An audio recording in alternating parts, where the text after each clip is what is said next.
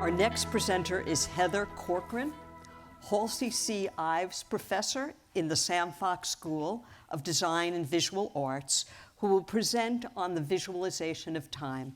Please join me in welcoming Professor Corcoran.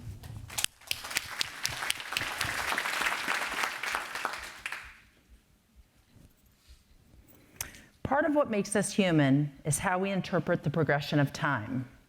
I am thinking of the numbers, words, images, and colors that we capture as data to understand patterns. I am thinking of how we synthesize and transmit what we capture into visual stories and tools. Here are some examples of how my research as a designer explores time. This first piece, entitled July, shows the days in a month. It is simultaneously a single image and a set of 31 photographic strips. Time moves horizontally as an x-axis. In this project, that axis of time has been bent into a circle to represent 1 year. The thickness of the yellow at each point along the clockwise rotation indicates the hours between sunrise and sunset for that particular day. Today, the sun rose at 6:58 a.m., barely, and will set at 6:41 p.m. Daylight savings time is that notch. My goal here is to repurpose numbers that are familiar, to create a surface that is simultaneously striking from a distance and data-rich. The samples of sky in this companion piece have been captured digitally with a smartphone and indexed according to lightness. Time is structured to duplicate the yellow piece. Colors, not numbers, are the data. What changes if that circular axis becomes a spiral? This example is based on the Books That Shaped America exhibition from the Library of Congress. The two panels have identical spirals, 1 century per turn. On the left are 101 book titles. On the right are first sentences from those titles. The spiral structure conveys the sense of literary history, loosely repeating but also broadening over time. In this project, I attempted to translate the reading experience of an entire book, How Fiction Works, by New Yorker critic James Wood. Two time-based axes work together. The bibliography is reproduced in black text as a steady heartbeat, and the red path represents the organic wandering of the book's content, incorporating its 123 vignettes. Of course, a visualization like this could never replace the language of Wood's book, but it can show its structure and content in a way that a multi-page format cannot. Sorry, I'm having trouble with the clicker.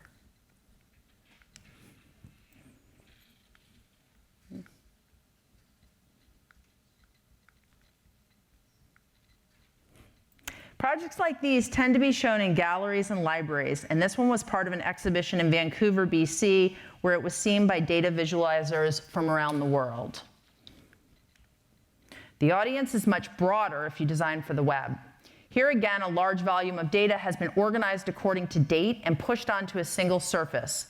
Interfaces like this one help the public understand historical trends in disease diagnosis, setting a context for prevention behaviors for the future.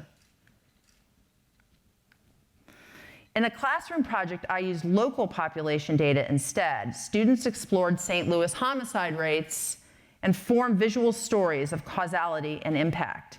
As with the cancer example, the idea is that understanding history as visualized data can propel understanding. All of the projects I have shown compress time-based information into visual form. I am currently pursuing this approach with some rare books to make them more accessible to the public. This particular example comes from the Sand Key Lighthouse, south of mainland Florida, 1909 to 1922. It is the only surviving copy and a significant historical record spanning World War I, Halley's Comet, and multiple hurricanes.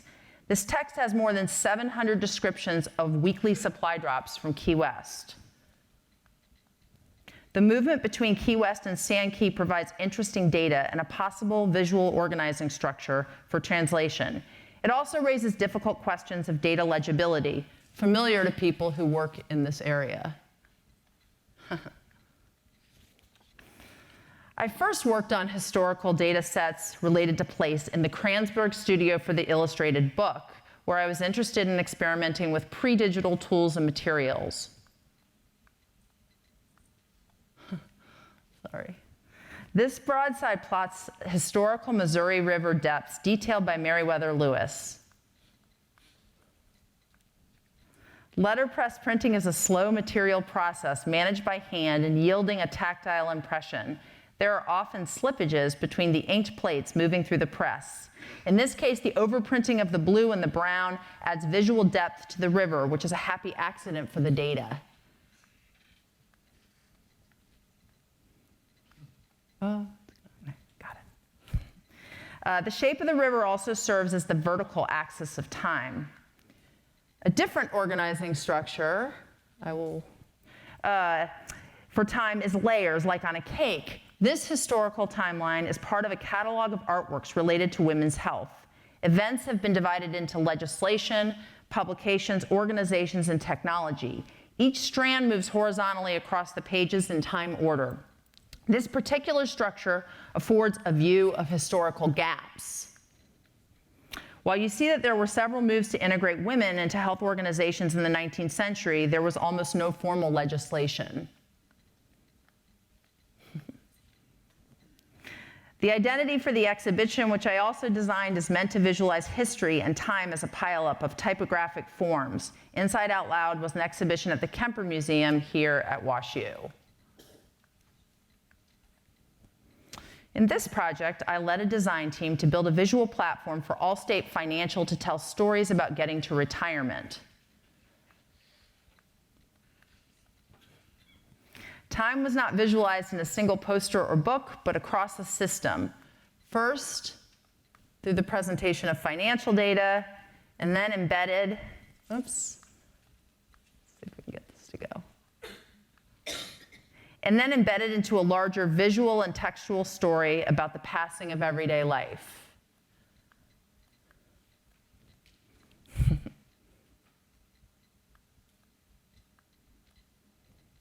Critical to the success of this project was linking the numerical information to a bigger idea about time. Data often needs a context for people to feel its relevance, an outcome I experienced on both the cancer data and homicide rate projects. Oh, well, now it's going to go fast. No. At our data-driven, scientifically rigorous university, we value numbers and written analysis among our many modes of work. My research engages both of these, often collaboratively, as I strive to communicate content with clarity, to design visual surfaces that promote new understanding. However, visual work also operates on its own purely visual terms. I intend for my research to speak in the way that it is composed. In my world, seeing ranks as high as reading or computation. This is the language of visual form. Thanks.